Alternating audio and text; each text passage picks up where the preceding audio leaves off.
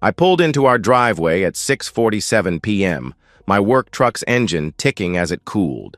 My hands were still grimy from running electrical lines through the crawl space all day. Through the front window, I could see Emily moving around the living room with unusual energy. "Jason!" Her voice hit me before I'd closed the door.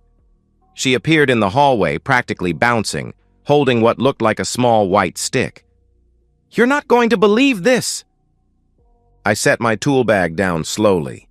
Emily was normally controlled, measured, but tonight she looked like she might burst.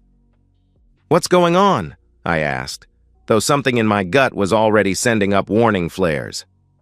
"Look!" Emily thrust the pregnancy test toward me. 2 pink lines stared back. "We're having a baby!" The words hit me like a punch. I stared at the test, then at Emily's expectant face, my mind immediately calculating like I approached any electrical problem. Identify the components, check the connections, find where the circuit breaks down. I paused, forcing my face into surprise and joy. "That's incredible, Em. When did you take this?" "Just an hour ago." I've been feeling off all week, tired, nauseous. I thought it was stress from the conference, but then I realized I was late. She gestured at the test. "Surprise." The conference. She'd been in Chicago for 5 days, just got back 3 days ago. Before that, we'd been like ships passing in the night, her working late, taking calls in private, seeming distracted. I pulled her into a hug, buying time to think. Over her shoulder, I did the math. If she just found out today with symptoms all week, that meant conception happened roughly. My blood ran cold. "How far along do you think you are?" I asked carefully. Emily pulled back, hands moving protectively to her stomach. "Based on my last period, maybe 5 weeks, 6 at the most." 5 to 6 weeks ago. I'd been dealing with my fertility consultation with Dr. Peterson just 4 weeks ago. He'd been gentle but clear. My sperm count was severely low, likely from a childhood infection. "Significantly reduced fertility," he'd said. "Low probability of natural conception." 5 weeks ago, Emily and I had been intimate only once, and I remembered it clearly because I'd been anxious about the upcoming appointment. After that, she'd seemed increasingly distant. 5 weeks ago, she'd been spending more time at the office, coming home with stories about her brilliant colleague, David Morrison, who was helping her prepare for Chicago. "This is amazing," I heard myself say. "I can't believe it. We're going to be parents." Emily beamed, launching into excited chatter about nursery colors and baby names. I nodded and made appropriate sounds, but my mind was elsewhere, running through recent memories like crime scene footage. The way she'd started putting her phone face down, the new perfume for work, insisting on driving herself to the airport instead of letting me drop her off, the hushed phone calls that ended when I walked into rooms. After dinner, a meal I barely tasted, we settled on the couch. Emily curled up against me, scrolling through pregnancy websites. "Look at this," she said, tilting the screen toward me. "At 5 weeks, the baby is about the size of a sesame seed. There's already a tiny heart forming." I stared at the tiny animated fetus that might or might not be mine and felt something fundamental shift inside me. This woman I'd loved for 9 years was either carrying another man's child and didn't know it, or was lying to my face about it. Neither option was acceptable. "I think I'll call in sick tomorrow," Emily murmured. "Start researching doctors, make appointments. I want everything perfect for our little one." Our little one. The possessive pronoun felt like mockery. She fell asleep against me around 10, breathing peacefully, one hand protectively curved over her stomach. I sat in the dark, listening to familiar house sounds. The refrigerator's hum, the neighbor's dog, distant traffic, normal sounds. The soundtrack of a normal life apparently built on lies. I thought about demanding the truth right then, but I'd learned enough about electrical work to know that when you suspect a dangerous short circuit, you don't just start pulling wires. You investigate methodically, You gather evidence. You understand the full scope before tearing anything apart. Because once you cut the wrong wire, there's no going back. I called in sick the next morning, something I'd done maybe 3 times in 5 years. Emily was still asleep when I left at 7 a.m., driving aimlessly while my mind worked through the problem like troubleshooting a complex electrical system. First step, gather data. I stopped at a coffee shop and opened my laptop. Our cell phone account was in my name, which meant I could access detailed usage records. I pulled up the last 3 months of Emily's call and text logs, downloading everything into a spreadsheet with the same precision I used for billing clients. The pattern emerged immediately. Starting 2 months ago, there had been a significant increase in calls to one particular number, not in our shared contacts. The calls were frequent and long, often during lunch breaks or after work. But what caught my attention were calls during her Chicago trip. Multiple conversations, some lasting over an hour, well into the night. I cross-referenced the number with a reverse lookup service. David Morrison, age 43, senior marketing director at Pinnacle Consulting, Emily's company, married, 2 children. My hands were steady as I took screenshots, but something cold was spreading through my chest. This wasn't speculation anymore. This was evidence. I drove home to find Emily humming in the kitchen, making tea instead of her usual coffee. She looked up with a radiant smile. "How are you feeling?" I asked, meaning it on multiple levels. "Better today. I think yesterday's nausea was nerves about telling you." She wrapped her arms around my waist. "I'm so happy, Jason. This feels right. Like it was meant to happen." Meant to happen. I wondered if David Morrison's wife would agree. "I made an appointment with Dr. Martinez," Emily continued, "and I went shopping after work yesterday for this." She held up a pregnancy guide, bristling with sticky notes. "Did you know that by 8 weeks, the baby will have tiny webbed fingers?" I listened to her chatter while cataloging the correction in my memory. She'd said she made the appointment and bought the book after work yesterday, which aligned with her getting home after me with the test already taken. After Emily left for work, I began the real investigation. Emily's laptop was password protected, but she'd never been security conscious. I tried her birthday, our anniversary, her mother's maiden name. On the 4th attempt, her sorority letters plus graduation year, I was in. Her email history told a story I wished I'd never learned to read. Messages between Emily and David Morrison went back 3 months, starting with professional collaboration and evolving into something else. I watched their relationship develop through electronic breadcrumbs, inside jokes, complaints about spouses, increasingly personal observations. The turning point had been 5 weeks ago before the Chicago conference. David had written, "I keep thinking about what you said about feeling invisible in your marriage. You deserve someone who sees you." Emily's response, "I can't stop thinking about you either. Chicago feels like a sign, doesn't it?" I screenshotted everything, creating a digital file that read like a roadmap to adultery. Hotel confirmations, restaurant reservations for 2. A damning email from David sent the morning she flew home. "Last night was everything I hoped. I can't wait to see you again." Emily's reply, "I know, but we have to be careful. Jason can't know. Not yet." Not yet. As if my ignorance was temporary, a problem to be managed. The final piece was most damning. An email thread from 2 days ago, after Emily confirmed her pregnancy. David's message, "Are you sure about the timing?" Emily's response, "It has to be yours. The timeline works. Jason and I haven't been together much lately, and that night in Chicago was right in the window. This baby is ours, David." I sat back, staring until the words blurred. There it was. Confirmation that my wife was carrying another man's child and planning to pass it off as mine. My phone rang. Emily. "Hey, babe." Her voice was warm, intimate. "Just thinking about you. How are you feeling?" Better, I managed. Just tired. Don't overdo it. I want you healthy for all the excitement ahead. A pause. I love you, Jason. This baby. It's made me realize how much I want our future together. Our future.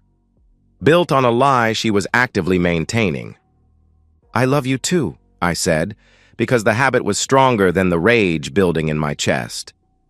After we hung up, I sat in our home office, surrounded by evidence of my wife's betrayal, and felt something fundamental shift. The confused, hurt Jason from yesterday was gone. In his place was someone harder, clearer, more focused. I opened a new browser window and began researching divorce attorneys specializing in adultery cases, then paternity testing procedures, then private investigators. Emily thought she was managing me, feeding me lies while she figured out her next move. She had no idea she'd just turned her husband into an adversary, and I was very good at solving problems other people thought were unsolvable. By the time Emily came home that evening, chattering about baby clothes and nursery themes, I had a plan. She thought she was controlling this situation, carefully managing information to her advantage.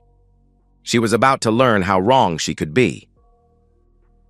I told Emily I needed space on a Thursday morning, 2 weeks after her announcement. We were sitting at the kitchen table, her pregnancy book open between us, when I delivered the news with the same calm precision I used to explain electrical problems to homeowners. I need time to process all this, I said, gesturing at the book. The baby? The changes coming? I think I should stay with Mike for a few days. Emily's fork paused halfway to her mouth. Process what? Jason, we're having a baby. What's there to process? Everything, I said simply. This changes our whole life, Em. I want to make sure I'm in the right headspace to be the father this child deserves. It was a masterful lie, wrapped in enough truth to be believable. Emily's expression softened immediately. Of course, she said, reaching across to cover my hand. I should have realized this might be overwhelming for you too. Take whatever time you need, but don't disappear on me completely, okay? We're in this together. Together. The word tasted like ash. I packed a bag that afternoon while Emily was at work, taking only essentials and leaving obvious traces of my presence. Toiletries, dirty clothes, evidence that I planned to return soon. Mike lived 40 minutes away in a converted garage apartment behind his ex-wife's house. He asked no questions when I showed up with my duffel bag. Stay as long as you need, he said, cracking open a beer. Sarah's been saying the place feels too empty anyway. That first night, Emily called twice. I let both go to voicemail. Hey, just checking in, her first message said. Call me when you're ready. The second, 3 hours later, carried uncertainty. Jason? I'm starting to worry. You've never just not answered before. Please call me back. I deleted both messages without responding. By Friday afternoon, Emily's texts had shifted from understanding to confused. I get that you need time, but this feels different. Can you at least tell me you're safe? I turned off my phone for the weekend. Over the weekend, I used Mike's computer to execute my plan. First, I contacted Patterson and Associates, a law firm specializing in family law with a particularly aggressive reputation. Margaret Patterson agreed to see me Monday morning. Next, I reached out to a private investigation firm advertising expertise in paternity and infidelity cases. The consultation fee was steep, but I had savings Emily didn't know about. Money from side jobs I'd been setting aside for home improvements. Instead, it was going toward destroying my marriage. Sunday evening, Mike found me on his couch, legal pad covered with notes and timelines. You want to talk about what's really going on? He asked. Because this doesn't look like a guy processing fatherhood. I told him everything. The timeline that didn't add up, the emails, the phone records, David Morrison's name and position, Dr. Peterson's fertility diagnosis that made natural conception unlikely. Mike listened without interruption, his expression growing darker. Jesus Christ, Jason, he said when I finished. What are you going to do? I'm going to make sure everyone involved faces the full consequences of their choices, I said. Emily, David, everyone who enabled this. They thought they could compartmentalize this, keep it separate from their real lives. I'm going to show them that actions ripple outward. Monday morning, I met with Margaret Patterson in her downtown office. She was a small, sharp-eyed woman in her 50s who listened to my story with focus. The timeline evidence is compelling, she said after reviewing my documentation. Combined with Dr. Peterson's medical records and digital evidence, we have a strong case. But I have to ask, are you certain you want this level of thoroughness? What you're describing isn't just divorce proceedings, it's total warfare. They started the war, I said. I'm just finishing it. She smiled, and I understood why her firm had such a fearsome reputation. That afternoon, I met with Dr. Elizabeth, the paternity consultant. Her office was clinical, designed to deliver uncomfortable truths with scientific precision. Based on the information you've provided, Dr. Elizabeth said, reviewing Dr. Peterson's fertility results and Emily's timeline, the probability of you being the biological father is less than 5%. While we can't provide definitive confirmation without DNA testing, the evidence strongly suggests alternative paternity. Less than 5%. I thought about Emily's radiant face showing me that pregnancy test, her excited planning for our future. Had she known? Had she been hoping the timing was ambiguous enough to make it work? It didn't matter anymore. By Monday evening, my phone showed 37 missed calls from Emily and 14 voicemails I hadn't bothered to check. I turned it on briefly to see her text messages, increasingly frantic, moving through confusion to anger to genuine panic, then powered it off completely and began preparing for Phase 2. Tuesday morning, I woke up feeling clearer than I had in weeks. Emily thought she was in control, managing information and manipulating timelines. She had no idea that her husband had just spent 3 days assembling the weapons that would end not just our marriage, but her entire carefully constructed lie. She wanted to play games with truth and loyalty? Fine. But she was about to learn that some games have consequences extending far beyond the players who started them. Wednesday morning, I put my plan into motion with the precision of a master electrician wiring a complex system. Every connection had to be perfect, every circuit tested, every outcome calculated. Because once I threw the switch, there would be no undoing what followed. First stop, Patterson and Associates, where Margaret Patterson had prepared 3 separate document packages. The divorce papers were comprehensive: adultery grounds, detailed timeline evidence, financial records, and a request for Emily to vacate our home within 30 days. The package for David Morrison's wife, Linda, contained printed copies of every email exchange, phone records highlighting their frequent contact, and hotel receipts from Chicago.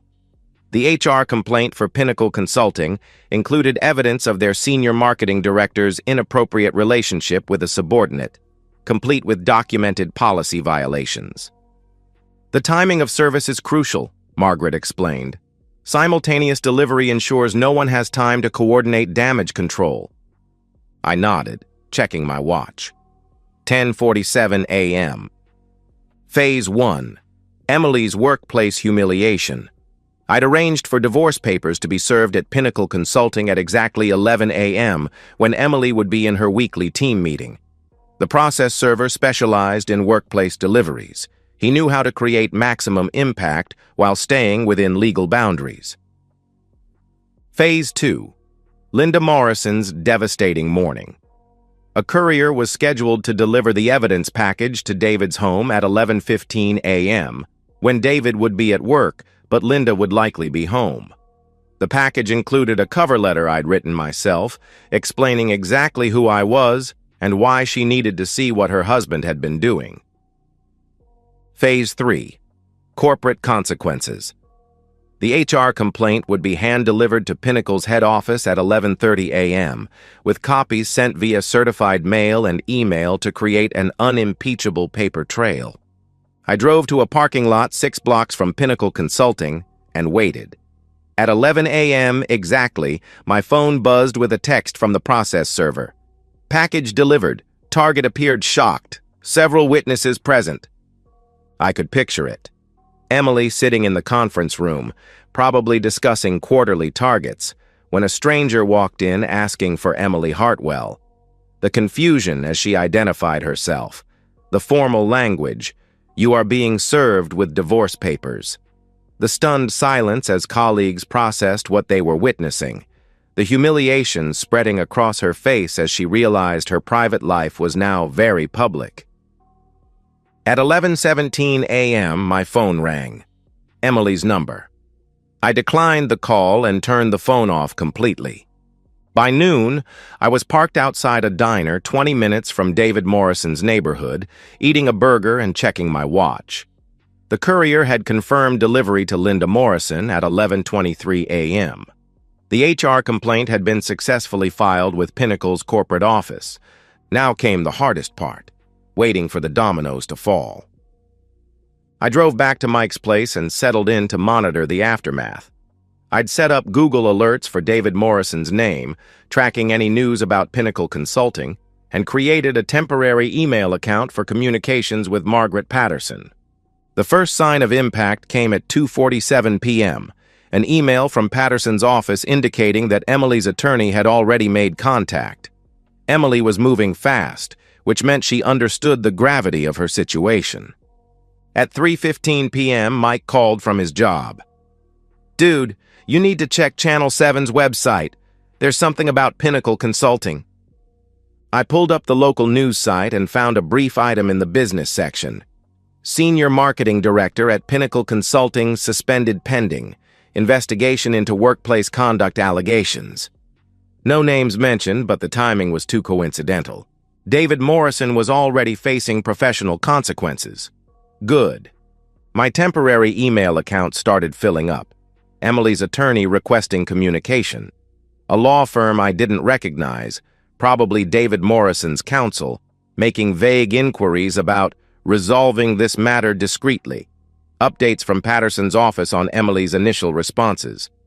But the most interesting email came at 4:33 p.m. from Linda Morrison herself.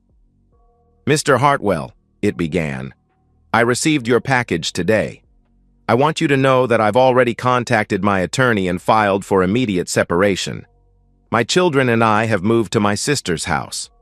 David came home to an empty house and divorce papers.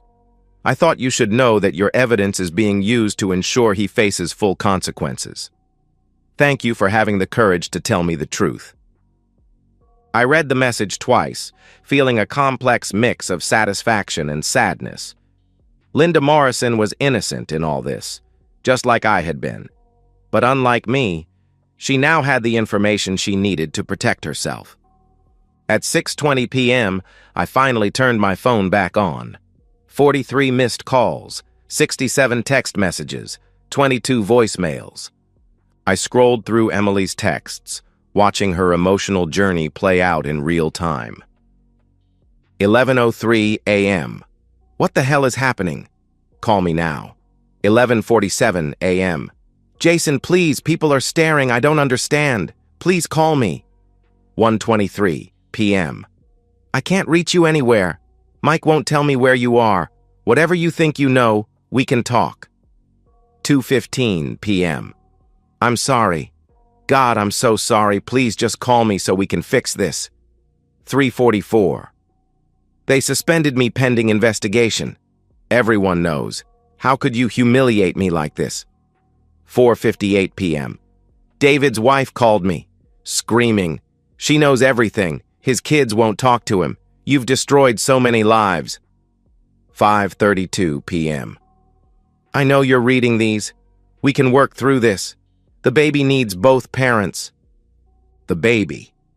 Even caught red-handed, she was still trying to manipulate me with a child that wasn't mine. I listened to one voicemail from the middle of the day. Jason, it's me. I don't know what to say. I know how this looks, but it's not what you think. David and I, yes, we got close, but the baby is yours. I swear to God, the baby is yours. We can do a test, whatever you need. Please don't throw away 9 years over this. I deleted the message without emotion. Emily was still lying, still trying to control the narrative even as her world collapsed. By 8 p.m., Margaret Patterson called with an update. Your wife's attorney is pushing for an emergency meeting, she said. They want to discuss settlement terms immediately, which suggests they know their position is untenable. David Morrison has already been terminated from Pinnacle.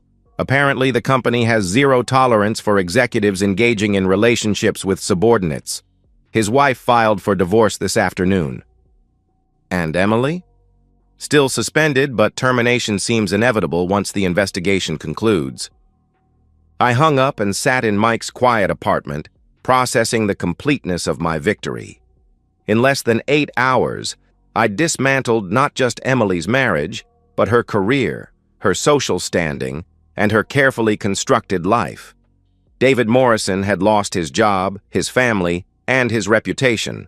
Linda Morrison and their children were free from his lies. Justice had been served. My phone rang again. Emily's number. For the first time in days, I answered. Jason? Her voice was barely a whisper, raw from crying. Oh God, thank you for answering. Please, we need to talk. There's nothing to explain, I said calmly. I read your emails, Emily. All of them.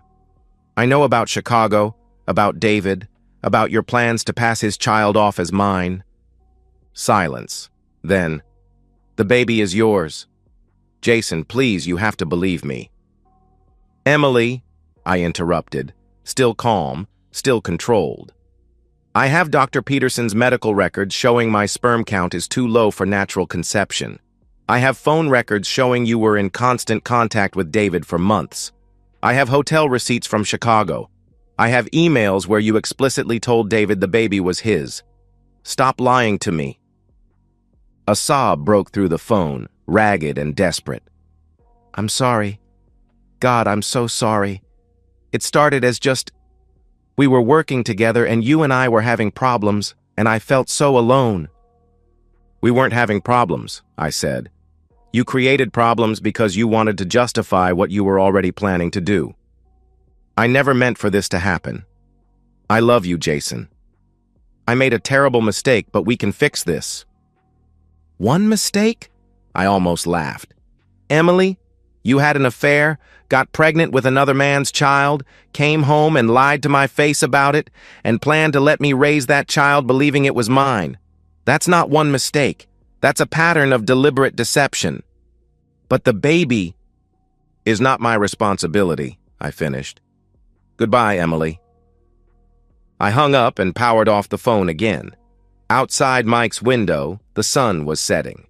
Somewhere across town, Emily was probably sitting in our house, my house now, surrounded by baby books and pregnancy guides, finally understanding that her careful manipulation had failed completely. And somewhere, Linda Morrison was tucking her children into bed in their aunt's guest room, beginning the hard work of rebuilding their lives on truth instead of lies. I felt no guilt, no regret, no second thoughts. Emily and David had gambled that they could compartmentalize their betrayal.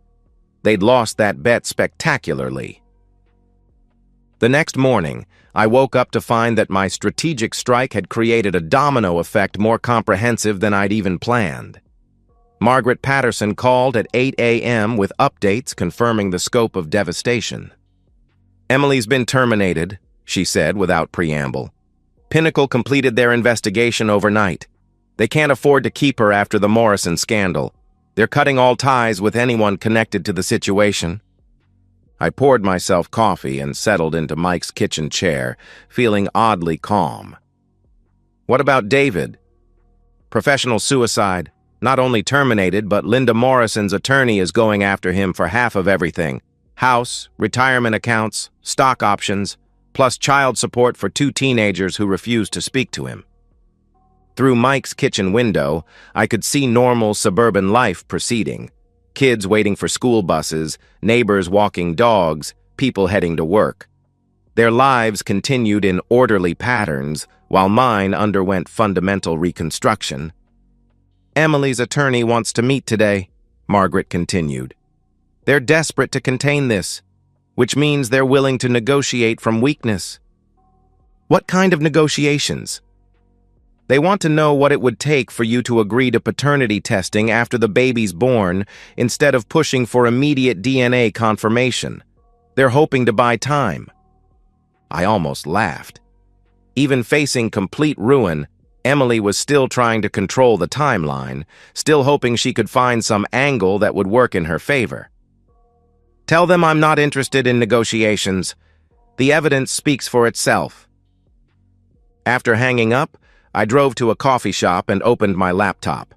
Emily's social media had gone dark, all accounts either deactivated or locked down, but David Morrison's professional LinkedIn page was still active, and the comments section had become a battlefield of professional gossip.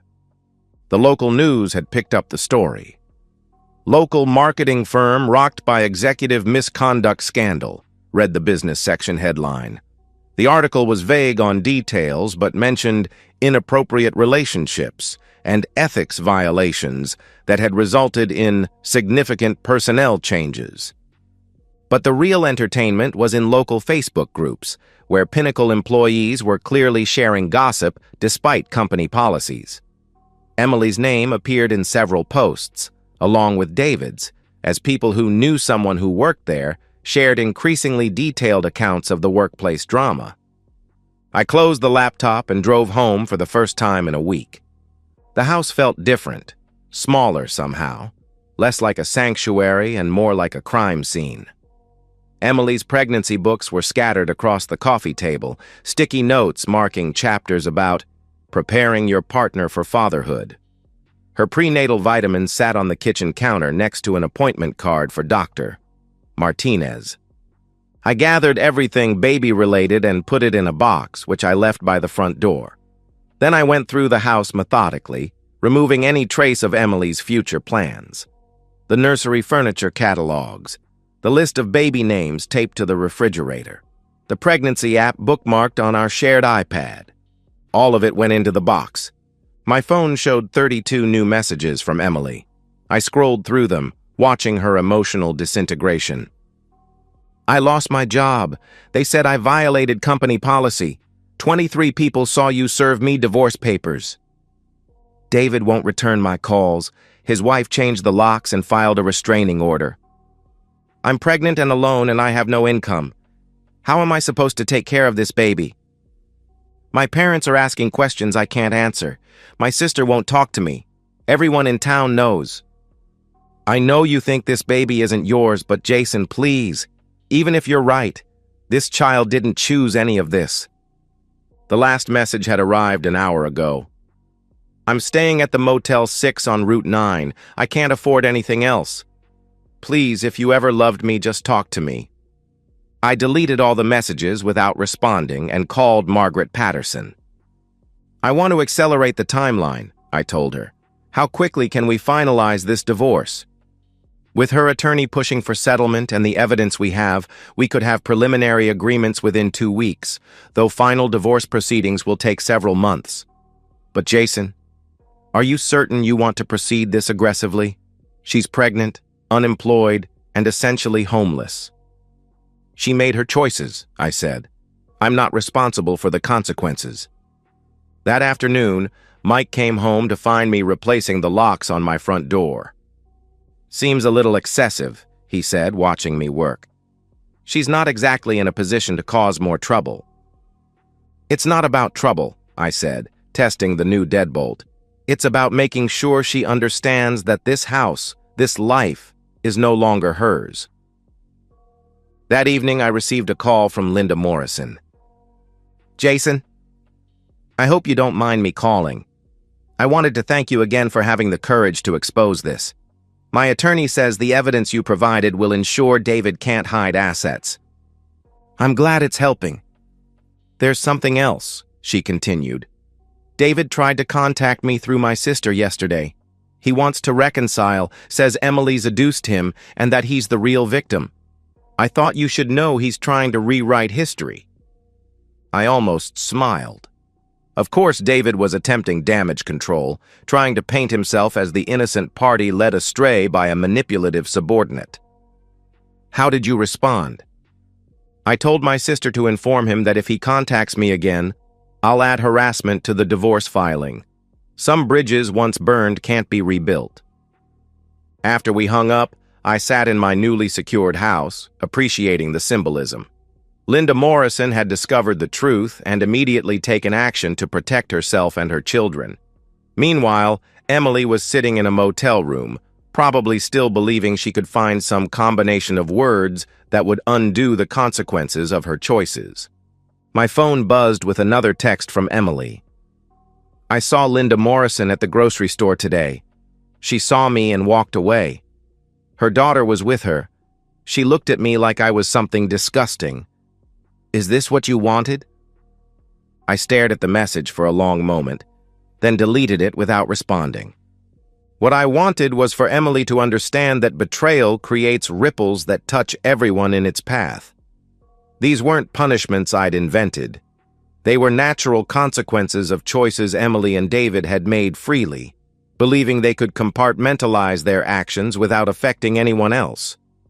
I'd simply ensured that the truth came to light quickly and completely, rather than allowing the deception to continue indefinitely.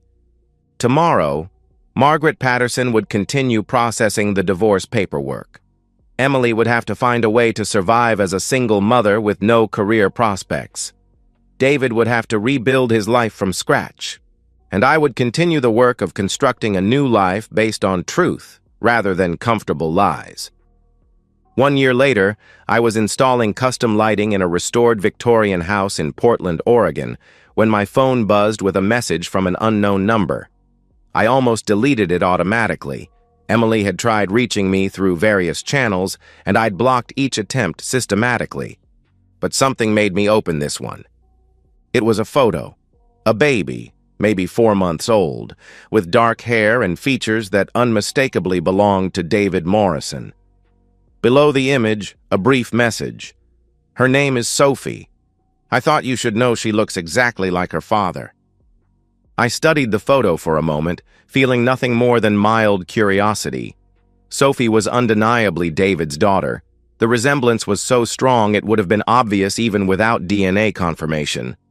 Emily had finally stopped pretending. I deleted the message and went back to work. My new life had taken shape with surprising speed. Hartwell Electric Solutions was booming. Word of mouth in Portland's restoration community had generated more high-end residential work than I could handle alone. I'd hired 2 apprentices and was considering expanding into commercial projects. The house I'd bought was a 1920s Craftsman that I was slowly renovating in my spare time. It sat on 2 acres outside the city, with a workshop where I could build custom fixtures and a garden I was learning to tend with methodical precision. I'd started dating again 6 months ago. Nothing serious yet, but I approached relationships differently now. Trust was something to be earned gradually, verified consistently, and never assumed automatically. Margaret Patterson had sent periodic updates on the legal aftermath. The divorce had been finalized after several months, with Emily receiving minimal assets. David Morrison's divorce had been equally brutal. Linda had successfully claimed half of everything, plus substantial child support. Last I'd heard, he was working as a freelance consultant, his corporate career effectively over. Emily had moved back to her hometown in Ohio, where her parents helped her raise Sophie while she worked part-time retail jobs. The marketing career she'd spent years building was essentially finished. I felt no satisfaction in her struggles, but no sympathy either. She'd made choices that created these consequences.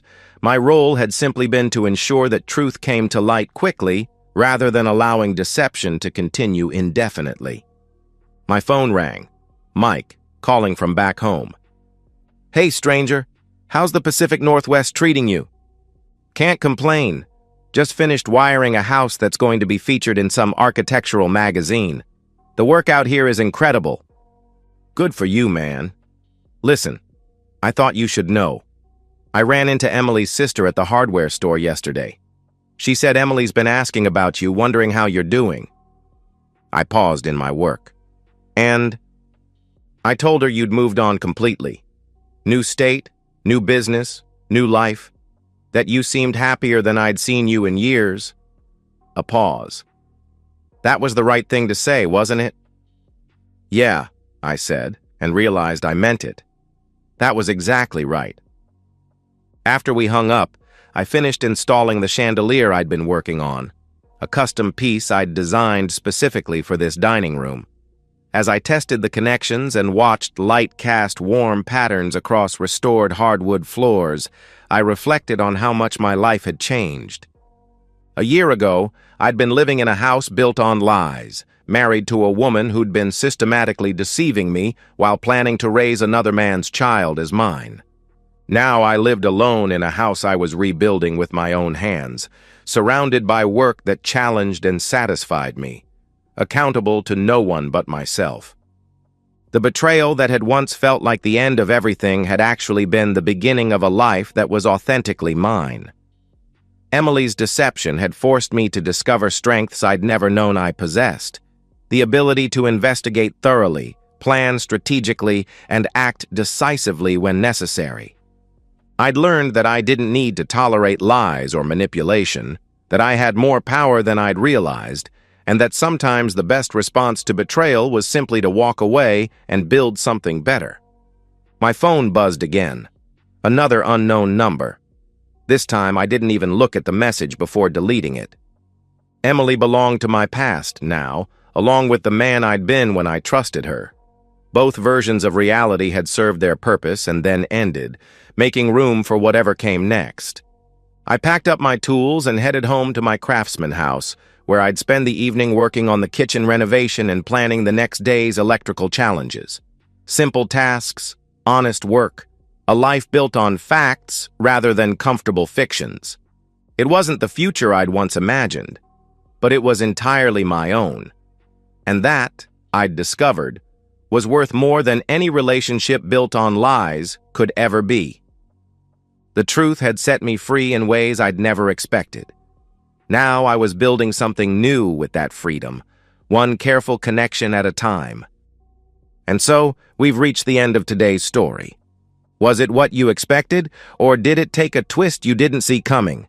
I'm curious to hear your thoughts. Share them in the comments below, and let's get a conversation going. If this story kept you hooked, make sure to hit that like button. And if you're new here or just haven't subscribed yet, now's the perfect time to join our community. I bring you fresh, captivating stories every day, so click that subscribe button and turn on notifications so you never miss out. Thanks for watching, and I'll see you in the next one.